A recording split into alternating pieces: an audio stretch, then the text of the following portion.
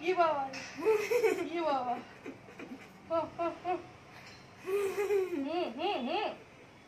ସେଟା ସେ ଗୁଡ଼ଟା ବସୁନି ଜାଣିଛୁ ନା ଡାହାଣ ଗୁଡ଼ଟା ମତେ ବସୁନି ସେଟା ଠିଆ ହେଇଗଲାଣି କଷ୍ଟ ହଉ କଷ୍ଟ ହୁଅନ୍ତାନି କି ଖାଲି ବସିକି ଟିଭି ଦେଖିବୁ ନା ସାନ ଭଉଣୀ ପାଠ ପଢିବ ତୁ ଟିଭି ଦେଖିବୁ ନା ମାରେ ଫେଲବୁ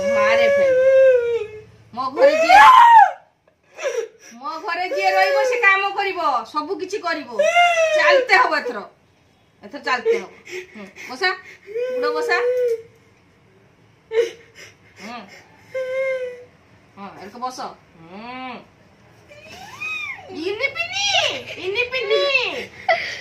ନାକୁଲୁ ଚିଙ୍ଗାନି ଇନି ପିନି ବୋଉ ବୋଉ ये आखिर लुह बोले भल एक्सरसाइज आखि